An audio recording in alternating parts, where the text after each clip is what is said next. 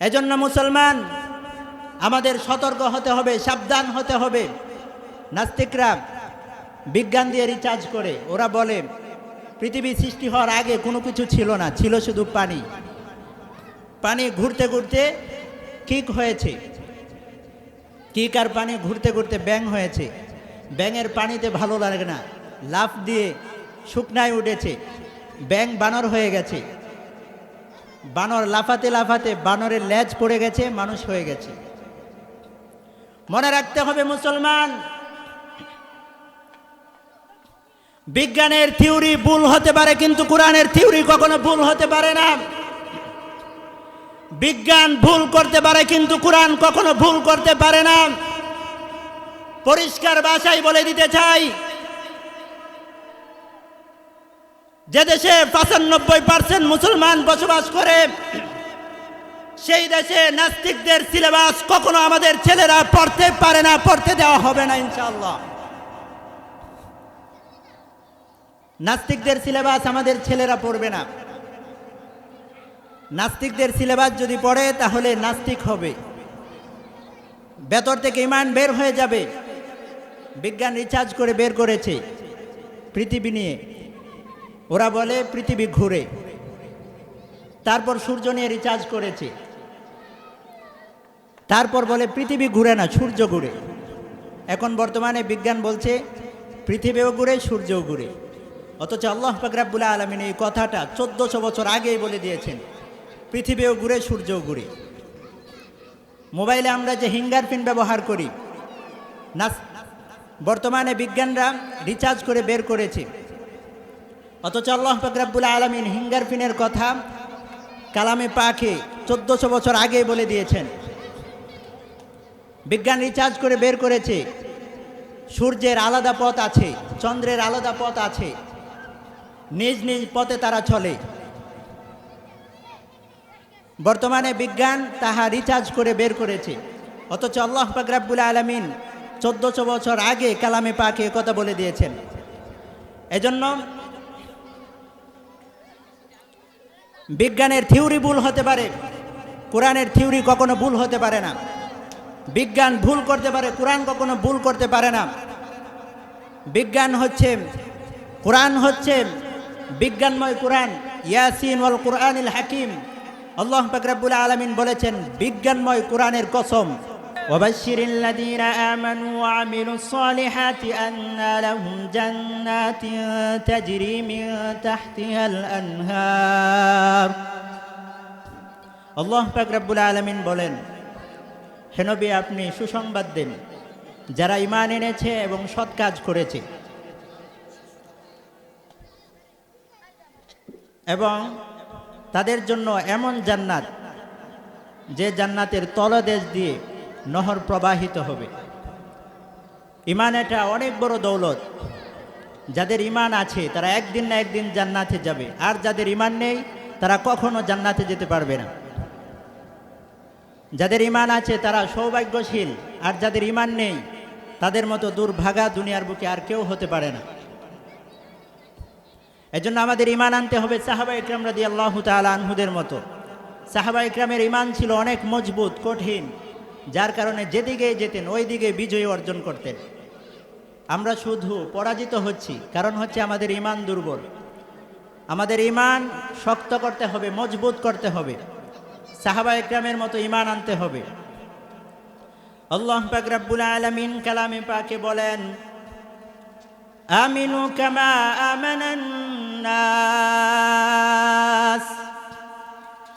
ঈমান আনো সাহাবা ইকরাম রাদিয়াল্লাহু তাআলা আনহুদের মতো ঈমান। ও মুসলমান, সাহাবা ইকরাম রাদিয়াল্লাহু তাআলা আনহুদের মতো ঈমান আনতে হবে। সাহাবা ইকরাম রাদিয়াল্লাহু তাআলা আনহুদের ঈমান ছিল অনেক মজবুত, যার কারণে যেদিকে যেতেন সাহাবা ইকরাম রাদিয়াল্লাহু তাআলা আনহুরা বিজয়ী হতেন। হযরত সুমাইয়া রাদিয়াল্লাহু তাআলা আনহা নবী মুহাম্মদুর রাসূলুল্লাহ সাল্লাল্লাহু আলাইহি ওয়াসাল্লামের একজন মহিলা সাহাবী। তিনি মুসলমান, তিনি ছেলে মুসলমান, তিনের ছেলে আম্মার রাদিয়াল্লাহু তাআলা আনহু মুসলমান। কি জন্য আবু জাহেল ইসলাম ধর্ম, কি জন্য সুমাইয়া রাদিয়াল্লাহু তাআলা আনহা ঈমান এনেছে, ইসলাম ধর্ম গ্রহণ করেছে, আবু জাহেল খেপে গেছে। আবু জাহেল দুইটা খুঁটি গাড়লেন, এক খুঁটিতে বাঁধলেন হযরত সুমাইয়া রাদিয়াল্লাহু তাআলা আনহাকে, অপর খুঁটিতে বাঁধলেন হযরত আম্মার রাদিয়াল্লাহু তাআলা আনহুকে। আবু জাহেল বলে, হে সুমাইয়া ঈমান ছাড়ো, ঈমান ছাড়ো। হযরত সুমাইয়া রাদিয়াল্লাহু তাআলা আনহা বলে, জীবন যেতে পারে তবু ঈমান ছাড়তে পারি না। আবু জাহেল আম্মারকে বলে, হে আম্মার ঈমান ছাড়ো, ঈমান ছাড়ো। হযরত আম্মার রাদিয়াল্লাহু তাআলা আনহু বলে, জীবন যেতে পারে তবু ঈমান ছাড়তে পারি না। হযরত সুমাইয়া রাদিয়াল্লাহু তাআলা আনহা বলে, এমন ছেলে পেটে ধারণ করি নাই যে ছেলে কাফেরের ভয়ে ঈমান ছেড়ে দিবে। আবু জাহেল সুমাইয়া রাদিয়াল্লাহু তাআলা আনহাকে বলে, হে সুমাইয়া, ঈমান যদি না ছাড়ো তাহলে তোমার ছেলের সম্মুখে তোমাকে উলঙ্গ করা হবে। হযরত সুমাইয়া রাদিয়াল্লাহু তাআলা আনহা বলে, যা ইচ্ছা তাই করো, তবু ঈমান ছাড়া যাবে না। আবু জাহেল টান দিয়ে কাপড়টা খুলে ফেললেন। আবু জাহেল বর্ষা আনলেন, এনে হযরত সুমাইয়া রাদিয়াল্লাহু তাআলা আনহার লজ্জাস্থানে আঘাত করলেন। হযরত সুমাইয়া রাদিয়াল্লাহু তাআলা আনহা শাহাদাত বরণ করলেন, শহীদ হয়েছে হযরত সুমাইয়া, তবু ঈমান ছাড়ে নাই। ও মুসলমান, আমরাও শহীদ হব তবু ঈমান ছাড়ব না। ঈমান অনেক বড় দৌলত। আপনাদের আশেপাশে কাদিয়ানিরা আছে, আপনাদেরকে বলবে, তোমাদেরকে 10,000 টাকা দিব, 30,000 টাকা দিব, 50,000, 1 লাখ টাকা দিব, ঈমান ছেড়ে দাও। ঈমান ছাড়া যাবে? ঈমান ছাড়া যাবে না। আল্লাহ বলেন, আমিনু কামা আমানান নাস,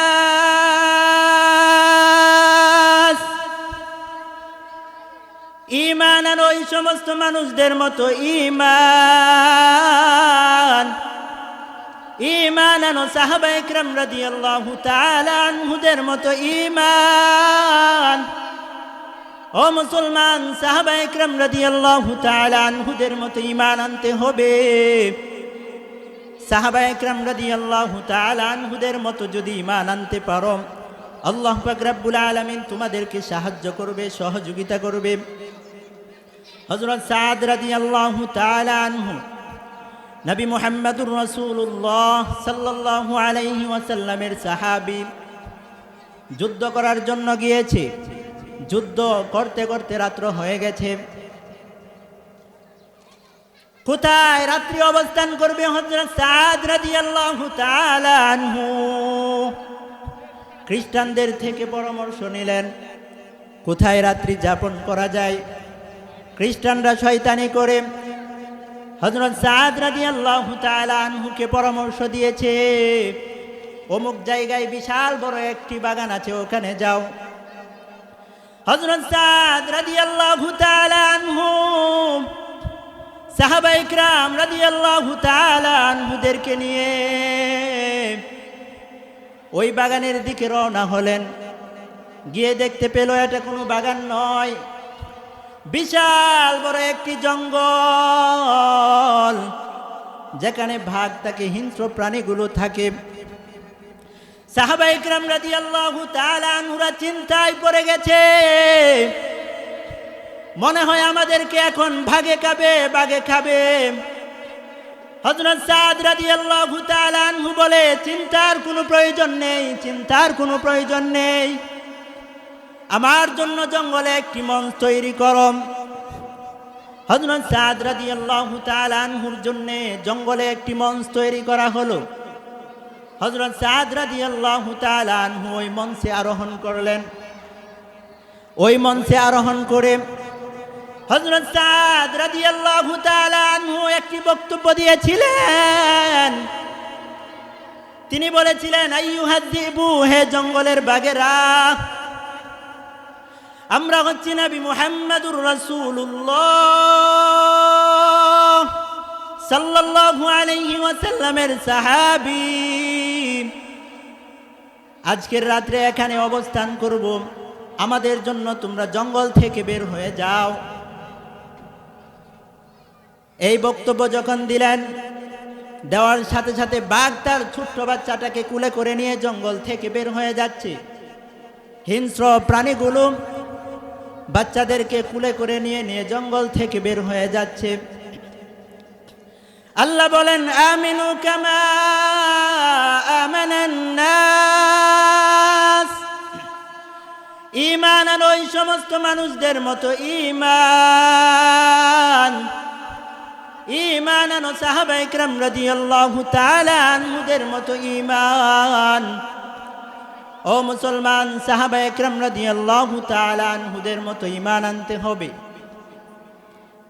হযরত সাফিনা রাদিয়াল্লাহু তাআলা আনহু নবী মুহাম্মদুর রাসূলুল্লাহ সাল্লাল্লাহু আলাইহি ওয়াসাল্লামের আরেকজন সাহাবী, যুদ্ধের মাল বহন করতে পারতেন। সাহাবায়ে কেরাম রাদিয়াল্লাহু তাআলা আনহুরা যুদ্ধে যাবে, হযরত সাফিনা রাদিয়াল্লাহু তাআলা আনহু পিছনে পড়ে গেছে। হযরত সাফিনা রাদিয়াল্লাহু তাআলা আনহু কিভাবে যুদ্ধের ময়দানে যাবে, সামনে বিশাল বড় জঙ্গল কিভাবে পাড়ি দিবে হযরত সাফিনা রাদিয়াল্লাহু তাআলা আনহু। যেই মাত্র হযরত সাফিনা রাদিয়াল্লাহু তাআলা আনহু জঙ্গলে প্রবেশ করলেন, দেখতে পেলেন বিশাল বড় একটি বাঘ ওনাকে খাওয়ার জন্য হা করে রয়েছে।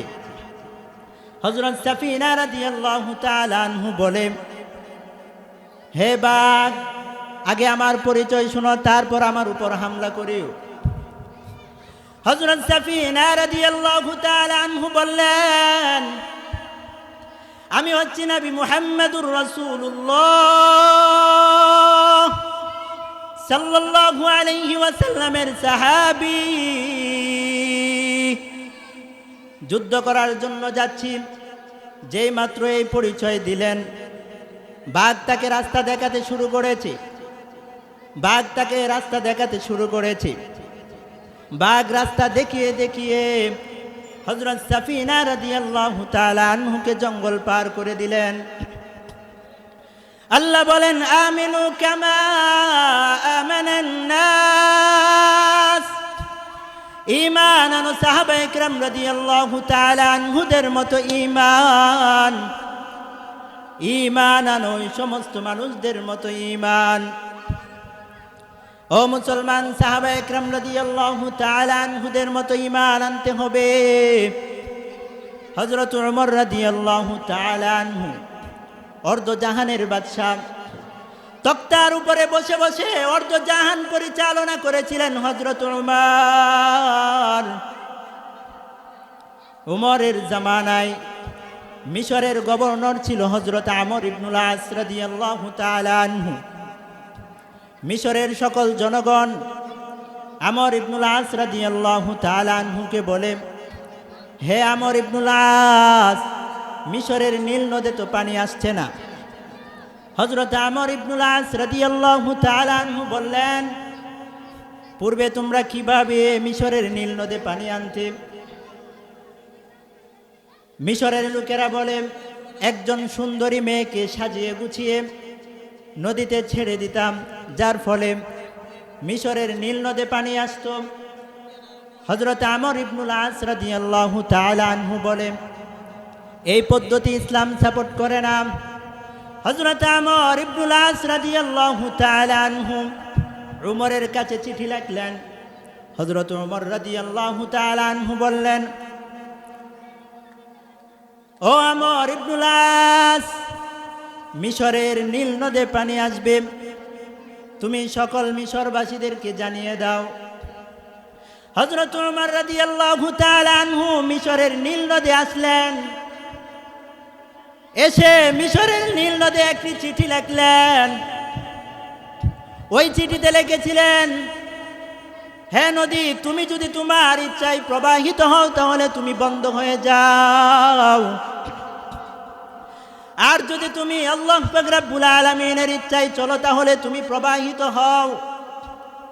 এই কথাগুলো লিখে হযরত ওমর রাদিয়াল্লাহু তাআলা আনহু মিশরের নীল নদে চিঠি ছেড়ে দিলেন। ছাড়ার সাথে সাথে মিশরের নীল নদে পানি এসে ভরপুর হয়ে গেছে। আল্লাহ বলেন, আমিনু কামা আমানান নাস, ঈমান আনো ওই সমস্ত মানুষদের মতো ঈমান, ঈমান আনো সাহাবায়ে কিরাম রাদিয়াল্লাহু তাআলা আনহুদের মতো ঈমান। ও মুসলমান, সাহাবায়ে কিরাম রাদিয়াল্লাহু তাআলা আনহুদের মতো যদি ঈমান আনতে পারো, আল্লাহ পাক রব্বুল আলামিন তোমাকেও এভাবে সাহায্য সহযোগিতা করবে। এজন্য সাহাবায়ে কিরাম রাদিয়াল্লাহু তাআলা আনহুদের মতো ঈমান আনতে হবে। আজকে বাংলাদেশের এক প্রান্ত থেকে নিয়ে অপর প্রান্ত পর্যন্ত নাস্তিক আর নাস্তিক কিভাবে মুসলমানদের ঈমান হরণ করবে, ধ্বংস করবে, সেই চিন্তায় তারা ব্যতিব্যস্ত। নাস্তিকগুলো পাগল হয়ে গেছে কিভাবে মুসলমানদের ঈমান ধ্বংস করবে, যার কারণে শিক্ষা সিলেবাসে ঢুকেছে নাস্তিক। আমাদের পরবর্তী প্রজন্ম যারা আছে ওদেরকে যাতে নাস্তিক করে ঘরে তুলতে পারে, যাতে করে তাদের ভেতর থেকে ঈমান নির্মূল করতে পারে, সেই চিন্তায় তারা ব্যতিব্যস্ত।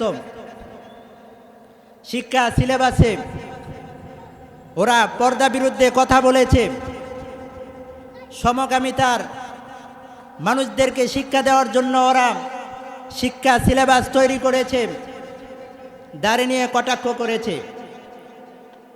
নাস্তিকরা বলে মানুষ হয়েছে বানর থেকে, অথচ আল্লাহ পাক রব্বুল আলামিন কালামে পাকে কি বলেছেন? 4টি কসম খেয়েছেন আল্লাহ পাক রব্বুল আলামিন। ওয়াত্তিন, তিনের কসম, ওয়াজ্জাইতুন, জাইতুনের কসম, ওয়াতুরি সিনিন, সিনাই পর্বতের কসম, ওয়াহাজাল বালাদিল আমিন, মক্কা নগরীর কসম। 4টি কসম খেয়ে আল্লাহ পাক রব্বুল আলামিন বলেন, লাকাদ খলাকনাল ইনসানা ফি আহসানি তাকওয়িম, অবশ্যই অবশ্যই আমি মানুষকে সবচাইতে সুন্দর করে সৃষ্টি করেছি। আর ওই নাস্তিকগুলো বলে মানুষ হয়েছে বানর থেকে। নাউজুবিল্লাহ। এজন্য মুসলমান আমাদের সতর্ক হতে হবে, সাবধান হতে হবে। নাস্তিকরা বিজ্ঞান দিয়ে রিচার্জ করে, ওরা বলে পৃথিবী সৃষ্টি হওয়ার আগে কোনো কিছু ছিল না, ছিল শুধু পানি।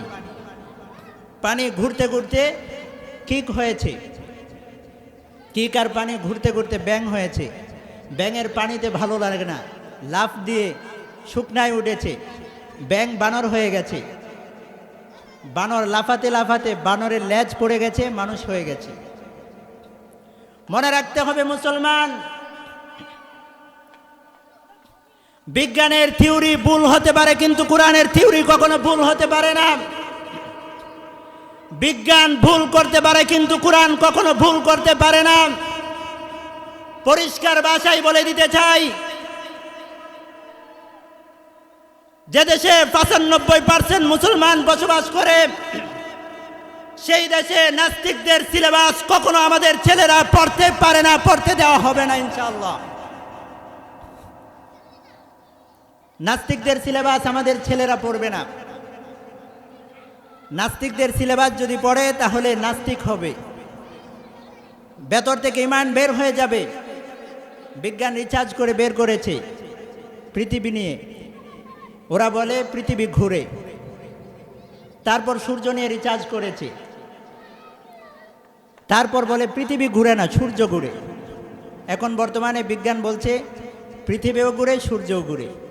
অথচ আল্লাহ পাক রব্বুল আলামিন এই কথাটা 1400 বছর আগেই বলে দিয়েছেন, পৃথিবীও ঘুরে, সূর্যও ঘুরে। মোবাইলে আমরা যে ফিঙ্গারপ্রিন্ট ব্যবহার করি, বর্তমানে বিজ্ঞানরা রিসার্চ করে বের করেছে।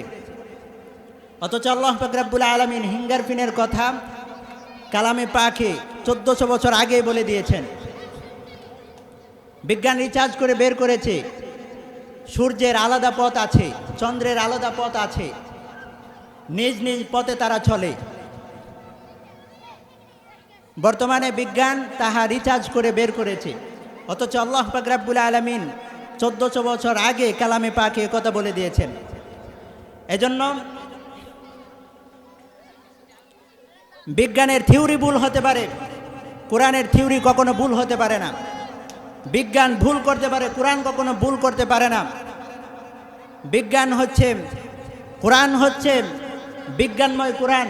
ইয়াসিন ওয়াল কুরআনিল হাকিম, আল্লাহ পাক রব্বুল আলামিন বলেছেন বিজ্ঞানময় কোরআনের কসম। এজন্য মনে রাখতে হবে,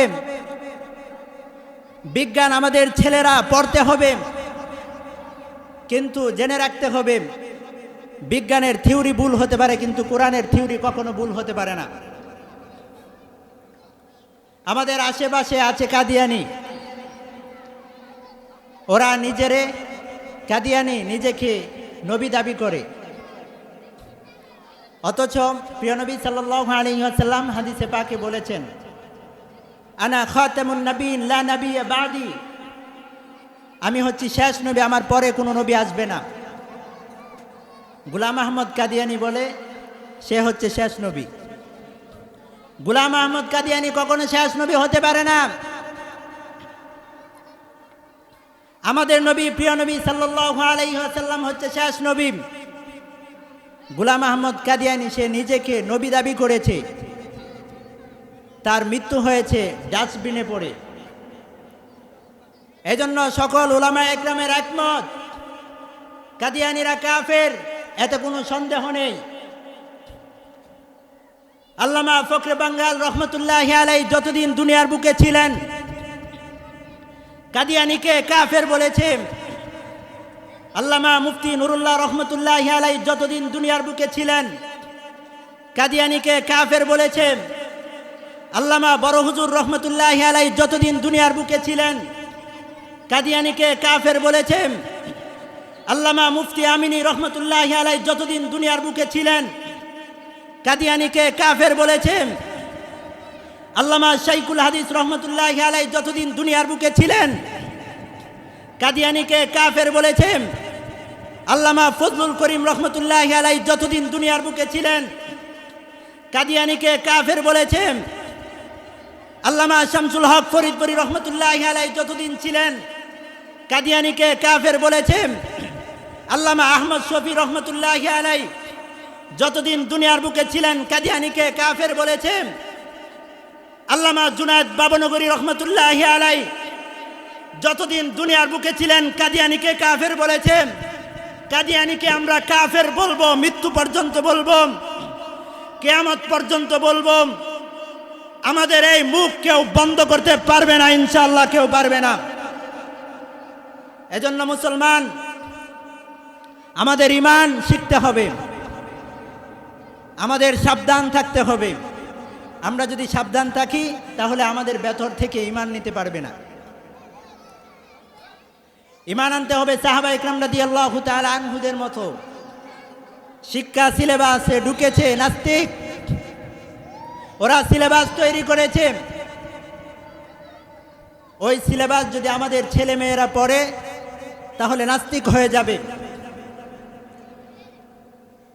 এজন্য মুসলমান ঈমান আনতে হবে সাহাবা ইকরাম রাদিয়াল্লাহু তাআলা আনহুদের মতো ঈমান। হযরত সাদ ইবনে আবু ওয়াক্কাস রাদিয়াল্লাহু তাআলা আনহু নবী মুহাম্মদুর রাসূলুল্লাহ সাল্লাল্লাহু আলাইহি ওয়াসাল্লামের সাহাবী। সাহাবা একরামদেরকে নিয়ে দজলা নদীর তীরে গেলেন। দজলা নদীর তীরে গিয়ে হযরত সাদ বিন আবু ওয়াক্কাস রাদিয়াল্লাহু তাআলা আনহু সাহাবা একরামদেরকে বললেন, ও সাহাবারা, ইসলাম কি শুধু এই পর্যন্তই থাকবে না, নদীর ওপারেও যাবে? হযরত সাদ বিন আবু ওয়াক্কাস রাদিয়াল্লাহু তাআলা আনহু আল্লাহ পাক রব্বুল আলামিনের কাছে দোয়া করলেন, ও মাওলা পাক রব্বুল আলামিন, তুমি তো হযরত মূসা আলাইহিস সালামের উম্মতদেরকে নদীতে রাস্তা বানিয়ে নদী পার করে দিয়েছো। আমরা হচ্ছি নবী মুহাম্মদুর রাসূলুল্লাহ সাল্লাল্লাহু আলাইহি ওয়াসাল্লামের সাহাবী। আমরাও নদী পাড়ি দিতে চাই। আল্লাহ পাক রব্বুল আলামিন এই দোয়া কবুল করলেন। হযরত সাদ বিন আবু ওয়াক্কাস রাদিয়াল্লাহু তাআলা আনহু ঘোড়া নদীতে ছাড়লেন। নদীর উপর দিয়ে ঘোড়া চলতেছে। নদীর মাঝখানে যখন গেলেন, এক সাহাবীর পানি পান করার পাত্র পড়ে গেছে।